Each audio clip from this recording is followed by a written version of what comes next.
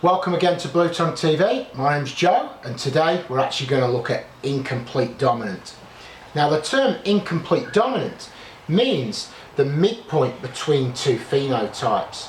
So when you pair two phenotypes, the actual animal, which is referred to as incomplete dominant, lands somewhere in the middle and expresses traits from both. To illustrate incomplete dominance, we're going to use the hypermelanistic blue tongue. Now, when you pair this guy to a normal, which we have here, you're going to get a full litter of what are referred to as incomplete dominant animals. And they're all going to look like this guy here. They're going to be wild type sort of in appearance, but also quite a bit darker. So they also carry the traits of the hypermelanistic animal. Okay, so the next pairing we're going to look at is when we actually pair two of the incomplete dominant animals, or codom as they're referred to in the hobby. Now, this is a fairly interesting litter because 25% of the litter is going to come out as hypermelanistic, and that's because you've got two copies of the gene in this animal here, and that's often referred to as the superform, and it works in the same way as a recessive trait. Now, that's fine, you can pick what that one is. The other 75% of the litter is quite interesting. 2 out of 3 of them are going to be incomplete dominant, which you can see there. You can see the darkened animals. And the third one is going to be normal wild type. In this case, it's different to the recessive trait in the sense that you can actually pick these animals. That's why they're also referred to as visual hets. So across this litter, you're not going to have a situation where you can't pick out your heterozygous animals, because there is a visual component. The next pairing we're going to look at is when we pair the hypermelanistic animal to the codominant animal. So your hypermelanistic, which is recessive or superform, paired to your codom. And in this litter, you're going to have 50% of the litter coming out as hypermelanistic, and the other 50% of the litter coming out as your codom animal or visual het.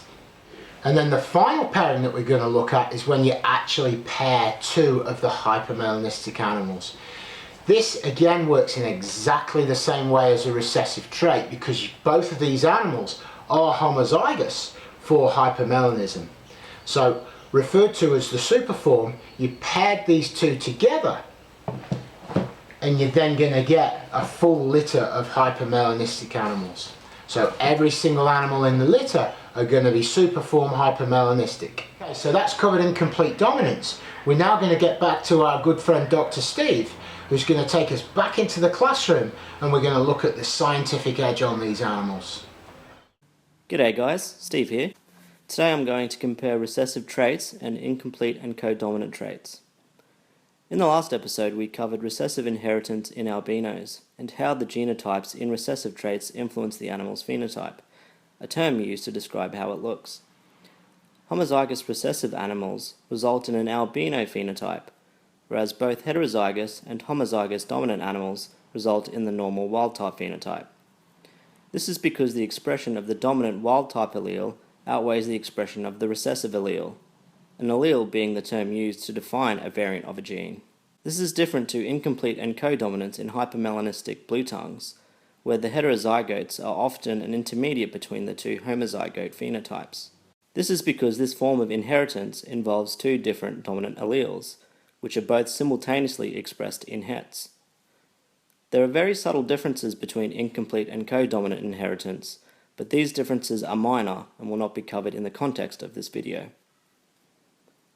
As Joe explained, this mode of expression usually results in hets which can be visually distinguished from homozygous wild-type animals, as they appear slightly darker than normal. To see this in action, we will pair a het to a normal animal. After completing the Punnett square, you can see this results in 50% of the offspring which are homozygote normals, and 50% which are heterozygotes. Due to the hets being visual, these animals can often be picked.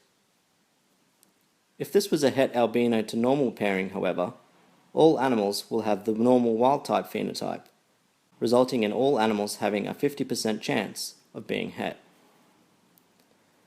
However, the amount of black pigment in normal wild-type animals can vary, which can make identifying hypermelanistic hets more difficult. This variation is due to a number of other genes that influence the appearance and coloration of the animal, and this is referred to as polygenic variation.